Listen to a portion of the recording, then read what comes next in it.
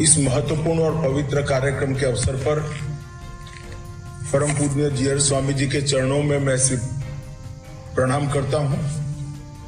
मंच पर उपस्थित स्वामी जी के साथ जिन्होंने जम्मू कश्मीर के अंदर सुशासन के नए उदाहरण गढ़े हैं, ऐसे हमारे लेफ्टिनेंट गवर्नर श्रीमान मनोज सिन्हा जी आज के कार्यक्रम में फिजिकली और वर्चुअली उपस्थित रामानुजाचार्य के सहस्त्रों अनुयायीगण, आज मुझे बहुत आनंद है कि श्रीनगर कश्मीर में रामानुजाचार्य के संगमरमर से बनी शांति प्रतिमा का अधिष्ठापन करने का सौभाग्य आज जीयर स्वामी जी के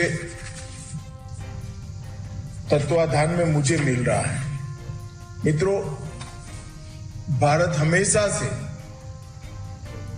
हर युग में जब जब भी समाज को जरूरत पड़ी, जब जब भी समाज के अंदर सुधारों की जरूरत पड़ी, कोई न कोई महान संत ने, कोई युग पुरुष ने आकर भारत को सच्चा रास्ता दिखाने का काम किया है, समाज को सच्चे रास्ते पर ले जाने का काम किया है। और हमारे आंतरिक प्रकाश की जब जब जरूरत पड़ी तो संत परंपरा से एक सूर्य हर समय पर, हर युग में उदय हुआ, जिसने फिर से हमारी सांस्कृतिक और धार्मिक यात्रा को युगों युगों तक आगे बढ़ाया। इसी प्रकार से रामानुजाचार्य का जन्म भी और उद्भव भी ऐसे समय पर हुआ जब हमें इस देश को एक इसी प्रकार के महापुरुष की जरूरत थी।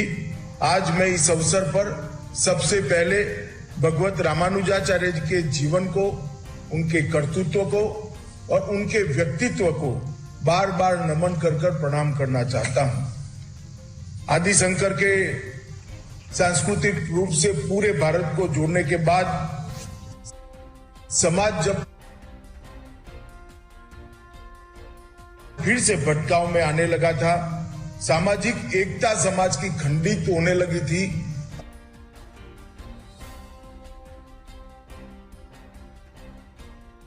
अनेक प्रकार के कुरिवाजों से समाज ग्रसित होने लगा था, तब पुनः विधाता ने भारत को भगवत रामानुजाचार्य के रूप में एक महापुरुष के रूप में भेजकर वैष्णव मानव धर्म को उसके मूल के साथ जोड़ने का एक महान कार्य उनके हाथों से कराया। 2017 में भगवत रामानुजाचार्य की 1000वीं वर्षगांठ परम पूज्य जीयर स्वामी जी के अति परिश्रम और निष्ठा के साथ मनाने का जो देश भर में प्रयास हुआ, उसमें नरेंद्र मोदी जी ने 15 अगस्त को लाल किले की प्राचीर से भी पूरे देश को भगवत रामानुजाचार्य के संदेश के अनुरूप जीवन जीने का एक आग्रह भी किया था और उन्होंने एक प्रकार से कई युवाओं को भगवत रामानुजाचार्य में से प्रेरणा लेने का बात भी की थी। और उसी वक्त जो संकल्प हुआ था, तो यदुगिरी यतिराज मठ के 41वें पीठाधीश यतिराज जीयर स्वामी जी द्वारा एक बहुत विराट स्मारक भाग्यनगर हैदराबाद में भगवत रामानुजाचार्य का बनाया है, जो न केवल रामानुजाचार्य के जीवन कवन को, उनके संदेश को, उनके वैष्णव परंपरा की सभी धार्मिक बातों को युगों युगों तक आगे ले जाएगा, परंतु दक्षिण भारत में सनातन धर्म का एक ऐसा स्थान बना है जिसने पूरे दक्षिण भारत की धार्मिक चेतना को संबल देने का, एक नई जिंदगी देने का काम किया है। मुझे भी स्टैच्यू ऑफ इक्वलिटी की प्रतिमा के कार्यक्रम में उपस्थित रहने का मौका मिला था, सौभाग्य मिला था। एक प्रकार से रामानुजाचार्य का जीवन और कर्मस्थल ज्यादातर दक्षिण भारत में था, परंतु उनकी शिक्षा और उनके प्रेम का प्रसार आज पूरे देश भर में दिखाई पड़ता है। मैं बाद में बताऊंगा, देश भर में अनेक मत, अनेक संप्रदाय रामानुजाचार्य के मूल संदेश में से और उनके शिष्य रामानंद के संदेश में से आगे बढ़े हैं। और आज इसी का परिणाम है कि ठेठ उत्तर में भारत माता के मुकुटमणि कश्मीर के अंदर इतनी विशाल उनकी शांति प्रतिमा का प्रस्थापन जीयर स्वामी के द्वारा किया गया है। ये न केवल कश्मीर, पूरे भारत के अंदर शांति का एक संदेश देगा। ये 4 फुट ऊंची शुद्ध सफेद आरस पहाड़ की मकराना संगमरमर की ये मूर्ति जो बैठे हुए हाथ जोड़े हुए रामानुजाचार्य की भक्ति मुद्रा में बनाई गई है, लगभग 600 किलो का इसका वजन है और ग्रेनाइट से बने 3.5 फुट ऊंचे पादपीठ पर उसको रखा गया है। यदुगिरी यतिराज मठ के सूर्यार मंदिर में उसके उत्थान और जीर्णोद्धार का काम स्वामी जी ने करा है। इसमें एक चतुर्भुज छत्र का निर्माण, चतुर्भुजीय फर्श, फाइबर ग्लास सीट के साथ मंदिर की 4 दीवारी, संपूर्ण मंदिर परिसर को स्वच्छ और सुंदर बनाने का अभियान और दोबारा उसका रंग रोगान कर यात्रियों के लिए एक अद्भुत प्रेरणा स्थान बने। इस प्रकार से मंदिर का जीर्णोद्धार मैं स्वामी जी को कहना चाहता हूं कि कश्मीर के अंदर आपके द्वारा लिया गया इनिशिएटिव पूरे देश के लिए प्रेरणा का स्थान बनने वाला है। यदुगिरी का यतिराज मठ कर्नाटक के मांड्या जिले में मेलकोट का एकमात्र मूल मठ है जो रामानुजाचार्य के समय से आज मौजूद है। मित्रों, आज एक बात मैं आपको बताना चाहूंगा। गुजरात में भूकंप आया तब जीयर स्वामी जी उन संतों में से सबसे पहले थे जो वहां पहुंचकर गांव के पुनर्निर्माण का काम करे थे। मैं भी उस वक्त उनको मिला था और उनके नेतृत्व में जो गांव का पुनर्निर्माण हुआ है उसमें अब मैं स्वामी जी को बताना चाहता हूं, गुजरात सरकार भी अगले साल रामानुजाचार्य का एक बहुत अच्छा प्रतिमा वहां पर लगाने जा रही है, जिससे चिरकाल तक कच्छ के लोगों को यदुगिरी मठ ने जो काम किया है उसका एक चिर स्मृति बना रहेगा। रामानुजाचार्य ने मठ की स्थापना उन आदेशों के साथ की जो उन्हें अपने गुरुओं से यमुनाचार्य जी से प्राप्त हुआ था। आज यतिराज मठ के 41वें मठाधीश ने रामानुजाचार्य के जीवन के संदेश को फिर से एक बार पुनर्जीवित करने का काम किया है। मित्रों, मुझे लंबी बात नहीं करनी है। रामानुजाचार्य के जीवन में अल्प समय में बताना बहुत दिक्कत है, मगर मैं भी वैष्णव हूँ, वल्लभ संप्रदाय से जुड़ा हुआ, पुष्टि मार्ग से जुड़ा हुआ हूँ और पुष्टि मार्ग का उद्भव भी रामानुजाचार्य के संदेश से ही हुआ है। तमिलनाडु में विक्रम संवत 1074 में जब रामानुजाचार्य का उद्भव हुआ, केशवाचार्य और माता कांति मणि के विलक्षण बालक ने किशोर अवस्था में ही सभी शास्त्रों का गहन अध्ययन किया।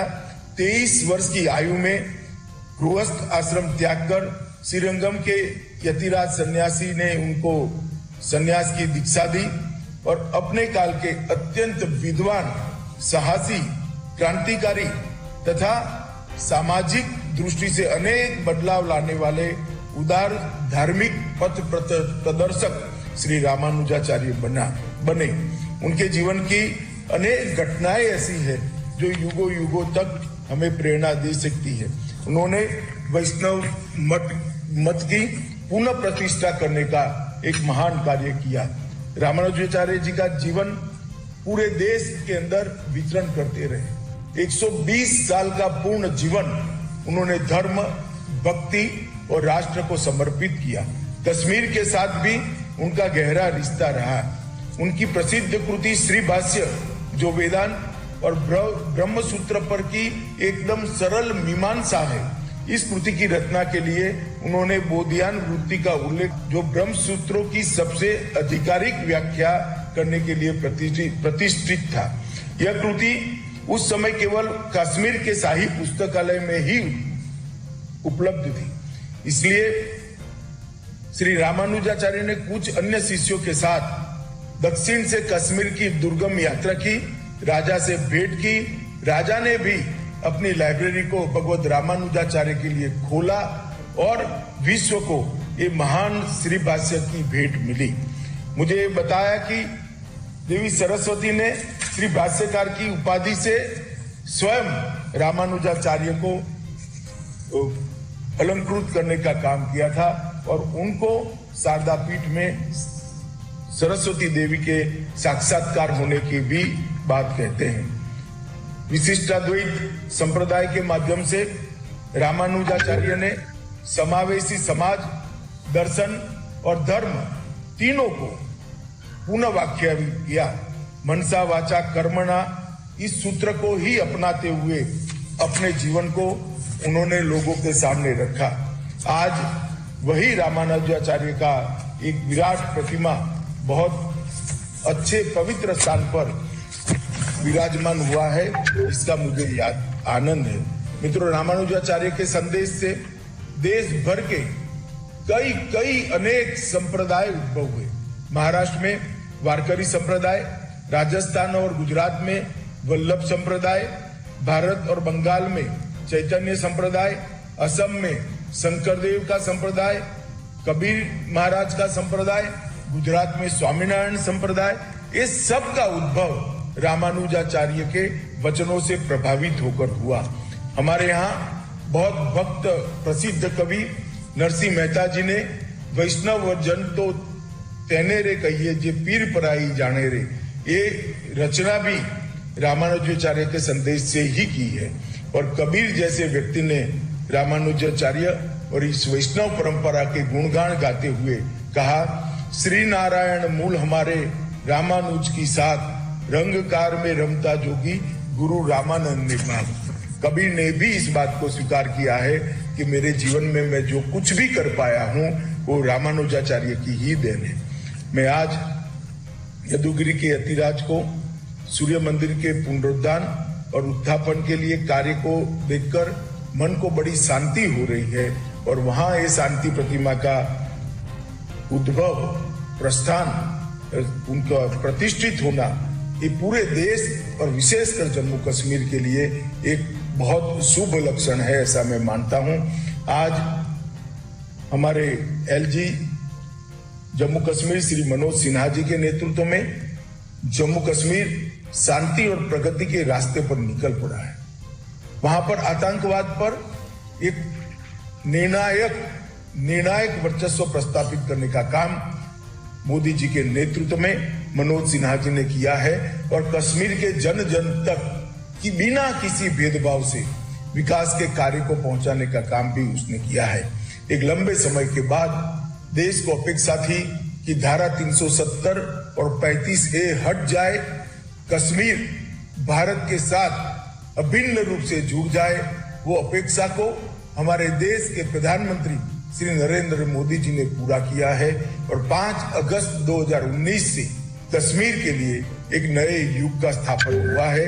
उसी वक्त ये शांति प्रतिमा की प्रस्तावना मुझे लगता है सभी धर्म के मानने वाले कश्मीरियों के लिए रामानुजाचार्य का आशीर्वाद लेकर आएगी, उनका संदेश लेकर आएगी और कश्मीर को उत्थान के रास्ते पर, प्रगति के रास्ते पर और दृढ़ शांति के रास्ते पर आगे ले जाएगी, ऐसा मेरा विश्वास है।